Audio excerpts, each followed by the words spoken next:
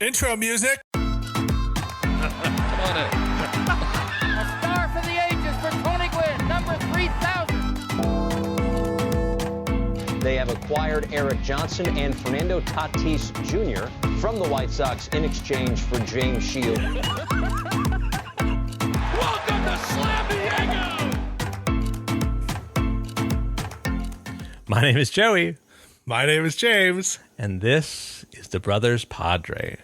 And in this episode, we just watched the Padres' first game of the year. And we have thoughts. Oh, my goodness. So, the Padres played the Arizona Diamondbacks in Phoenix, Arizona. Whatever today is, April something, 7th. 7th. Yu Darvish versus Madison Madison Bumgarner. Bumgarner. Yu Darvish had a great start. 6 innings of no-hit baseball. Walked 4, but most of that was on the fact that the umpire was human trash. Yep. I didn't even bother to look up his name. They're all human trash at this point. Oh, man.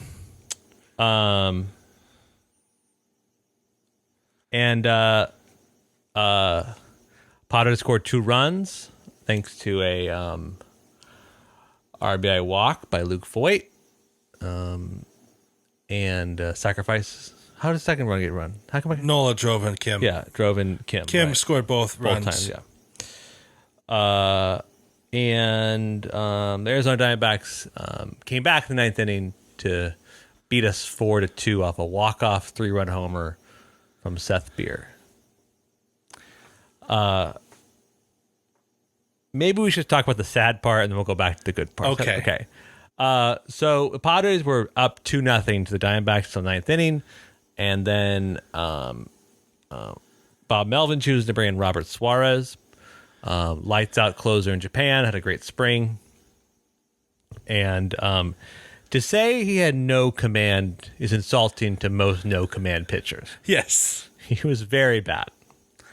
Threw straight 100 miles an hour. James and I were impressed, and then he couldn't find the strike zone. Walked 2 people, wild pitch, hit a guy. And then Bob Melvin was like, no, that's not going to happen. I'm going to get Craig Stammen in. A veteran. Yeah. Craig Stammen throws a wild pitch and then gives up a 3-run homer. The Padres currently have a 100% losing record. The good news is there's a lot of the season left. Yeah, majority of the season's left. 99.9%, I think. It's just not what I would like to have happen. No, the thing is, we watched this game together, and your lovely wife watched it with us, and she kept on asking, "Who are these players from the Diamondbacks?" And my response was, "You don't have to learn who they are because in 5 years nobody will remember them ever playing baseball." Right. Because the Diamondbacks are a garbage team, and that's just the facts. There's just no real way around it. Oh man. The whole game, James was like, we have to win this game. I think James and I have this fear. We never shared it with our audience, but the fear is that we're not better. No, not at all. That we're still the September-August team of 2021. And today didn't quite help in some ways. In other ways, it did. Because we didn't have this bad of a bullpen. Well, let me caveat. We never had a blowout this bad from the bullpen consistently. This was a bit of an abnormality. And the Suarez thing, the guy, pure jitters. Major league debut. Yeah. But when you can throw 100 miles an hour and make it look so easy, Yeah. and when you had a 1.16 ERA Yeah. in Japan, yes, it's a different league. We understand that, but that's impressive no matter what league you're playing in. Yeah.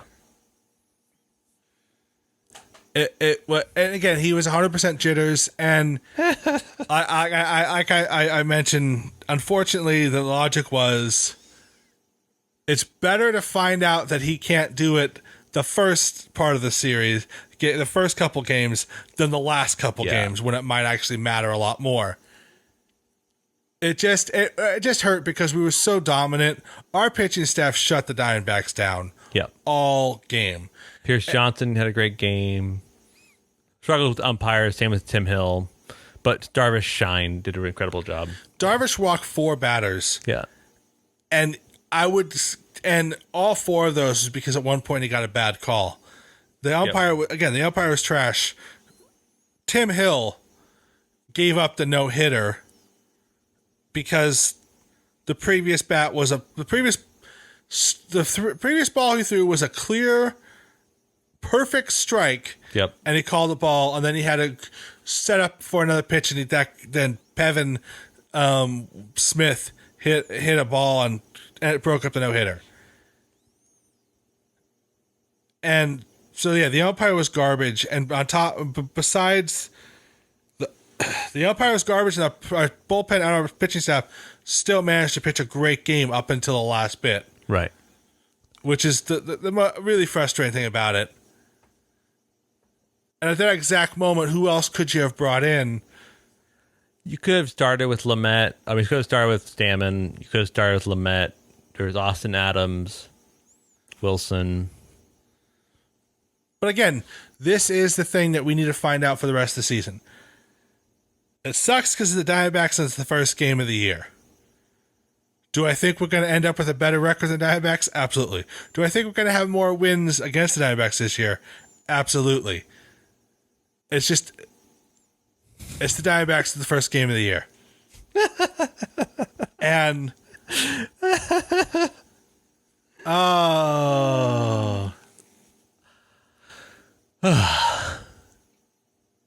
so Bob Melvin has coached playoffs teams that have lost 11 games to start the season. Oh, I know. I'm not. And we saw some great decision making from Bob Melvin. Yeah. He had a quick hook. The only reason why Suarez stayed in as long is because that was the minimum batters he was allowed to face. It was very obvious by the second batter he did not have it. Yep.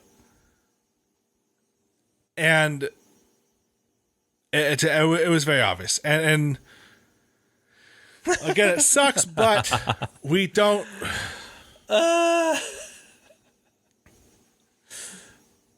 The other thing is that is terrible is that we have a closer. He's just not on our team yet. Yeah. So Bob Melvin asked about it, and I guess yesterday the Twins intentionally had him throw a heavy bullpen session yesterday. So the Twins were not planning to use him today, and by virtue, we can't use him either. So he literally was too tired to pitch tonight. So it's Minnesota's fault. Never liked Minnesota. I mean, you just can't expect that. What was the stat you told me about Suarez? Suarez last year faced 256 batters in Japan. Only walked 4 batters. Let me see. I can pull it up. Walked 6 batters unintentional. Only threw 1 wild pitch and never hit a person. His first major league appearance, he walked 3, hit a person, threw a wild pitch. Walked 2 and hit a person. Sorry, yeah, walked 2, hit a person, wild pitch. Again, I'm glad it's the beginning of the season. Right. And listen, Kim looked great this game. Voit, a lot of good at bats, a lot of long at bats. Same thing with Jake Cronenworth and Grisham did too. Grisham saw a lot of pitches. Yeah. No errors. No errors. That's a good thing. Yep. Again, Darvish looked phenomenal. Darvish looked great. It was just a disappointing ending. Yeah. I mean, it just sucks. It just sucked. I wish it was different.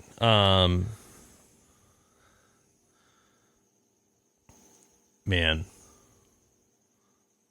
You know what? No, that's because we need. Oh man, this sucks. I think what's stinky about it all, one of the stinkier things about it, is just I'm just gonna think in the back of my mind we've never gotten better. Like we're still the same 2021 end of 2021 Padres, and I just don't want to believe that. No, because we saw a better managed team tonight than we did during the end of 2021. Yeah. We saw our batters with better advanced scouts and our pitchers had better, clearly had the Diamondbacks numbers. We just happened to throw in the wrong person at the wrong time, but it was the only person we had. And Stammen also threw a wild pitch and gave up a home run. Like it was not his bad performances. Yeah, the last two pitchers choked. Yeah. But who else? I mean, it's you have to give the kid a chance. Yep. You don't throw 102 miles an hour, have a ERA under a $1.20 in Japan, and also did pretty much the exact same thing in spring training against major league hitters. Who knows? He might be lights out for the rest of the season. Yeah, maybe this is it. He has one bad outing. Obviously, it's hard. We can't throw the whole season away like this. We just really wanted to walk away with a win. Obviously. Yep. The Diamondbacks did throw every pitcher they had at us to try to keep us from scoring as many runs as we could. They really wanted to win this game. Yeah. As much as, I mean, yeah, it was, anyways. James, we're going to be talking about this series at a later date, but we want to share our thoughts. Though I'm happy baseball's back. I'm happy things matter. I'm very happy baseball's back. I'm wearing baseball socks. Yeah. I'm wearing baseball shorts. Yeah, you are very baseballed up. Yeah. I'm wearing my brand new Padre hat. Yeah. I'm drinking out of my dugout mug. You're killing the baseball game. I am. And because I love baseball, it's truly the best sport in the world. And it's the most heartbreaking. Just tonight, for a fact. Yeah. Anyways, as several of you know, we promised you to do a roster review episode, but the Padres did not finalize their roster until this morning. And we figured we'll just do it after we win tonight. Yes. But since we lost it, we don't want to talk about it anymore. Yeah. We'll talk about it because something did big happen. Yes. And that is we traded Chris Paddock and Emilio Pagan for Taylor Rogers and Brent Rooker from the Minnesota Twins. Brent Rooker is basically a replacement level outfielder, and he's in AAA. Yeah. Hits the ball a crap ton, but has bad plate discipline. Basically. Yes. Taylor Roger, because isn't it Roger, not Rogers? I think it's Rogers. I thought it was just Roger. Let me check real fast. Doesn't matter. All-star last year. Yeah. Phenomenal reliever. Bob Melvin, before the game started, said Taylor Rogers is our closer. But Minnesota sucks, and they wasted him. That, and he woke up at 6 this morning being traded. Oh, by the way, you're flying to Arizona. Yeah. So, no more Chris Paddock, no more Emilio Pagan. And I want to... Yeah. It's. I mean, for Chris Paddock was a guy for us for a long time. Yes. So it's weird to feel not... It's weird to be like, oh, it's okay, he's gone. It's okay to have... I mean, it is weird. Pagan, I feel so bad for it because we so mismanaged him last year. Yes. And it was obvious that everyone knew how to hit him, and we just overused him for some. And this is, I think, the way Emilio Pagan was handled last year was the biggest mistake Chase Stingler did last year. How he just overused him at the beginning of the season, and he just kept on throwing him out there. And anytime there was a slightly stressful situation, they'd throw him out there, and he would just suck for the last half of the season. And I think that was clearly mismanaged on his part. Chris Paddock, even last year, he had moments of pure brilliance. There was that game against the Mets last year. Yeah. He was phenomenal. I think a change of a change of pace, a change of teams might do him some good. I think that he might. I think he might do well in Minnesota. I wish both those guys the best. I don't have anything against them whatsoever. No. I mean, 2 of the 3 most complained about players in the Padres are now gone.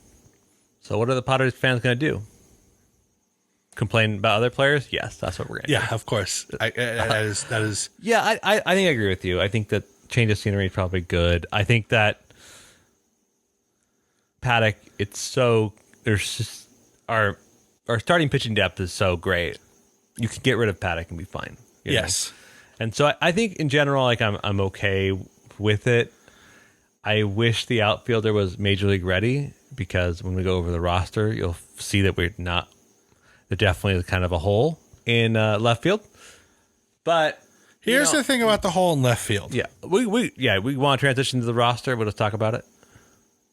What else do we have to say about it? I don't know. Nothing much. Okay. This might be the shortest episode of Brothers Podcast. Because Feelings aren't great. Vibes are not good. vibes are not good right now. Okay.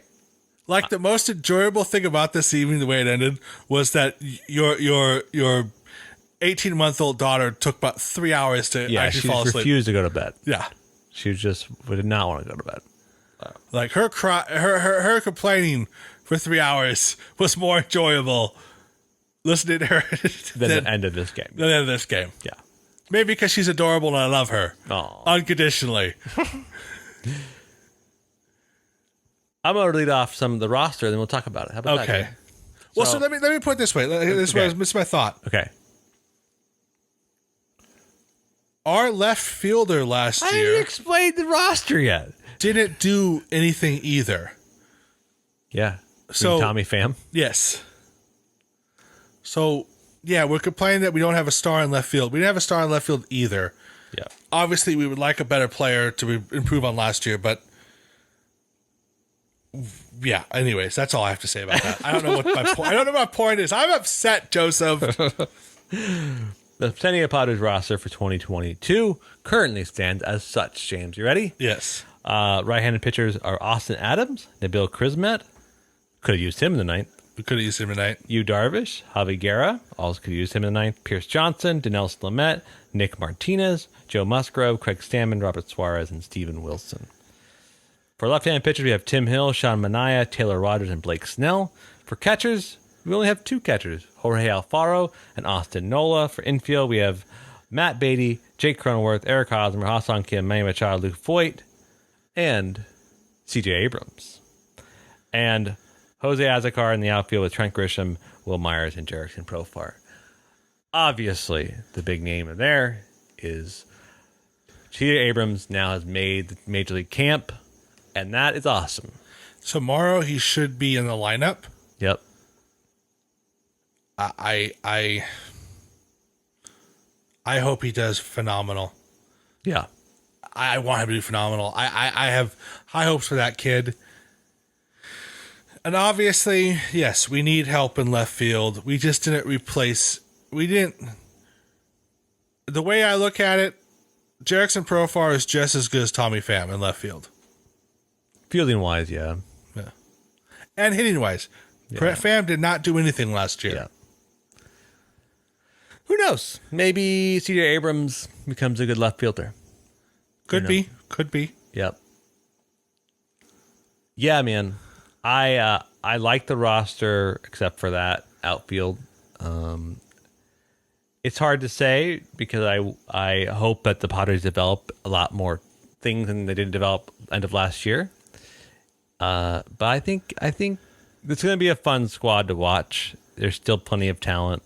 What's not listed there is Mike Clevenger, who will also be added later, and someone will be put down. Not put down.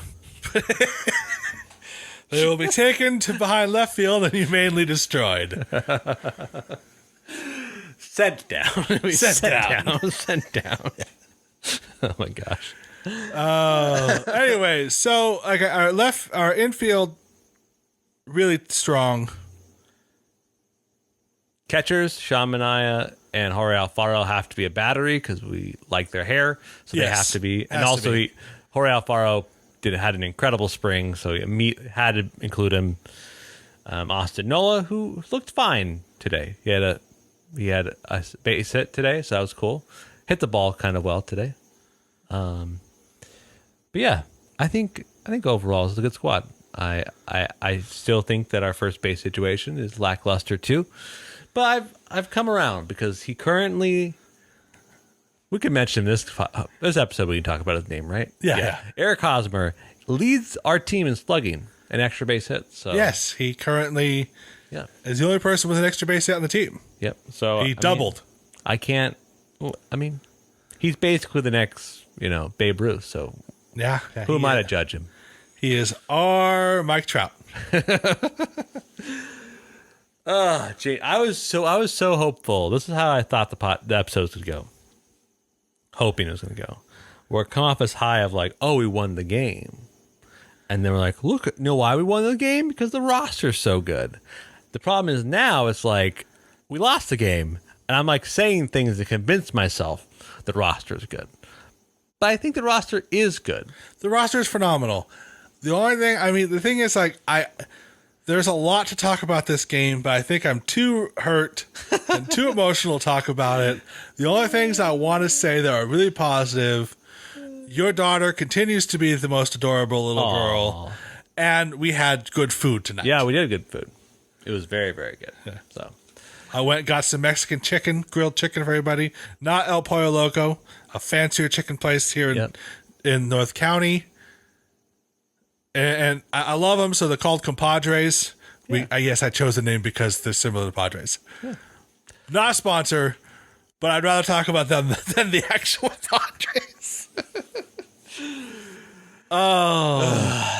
Well, next time we talk, we'll be talking about how we won the series. Yes. Right? Yeah, totally. Totally. Uh-huh. Okay, James. We're on YouTube. We're on Spotify. You know how to find us. Yeah. We'll be down at your bar next to you on the corner drinking our sorrows away. That's where you can find us. Until next time, go Padres. Go Padres.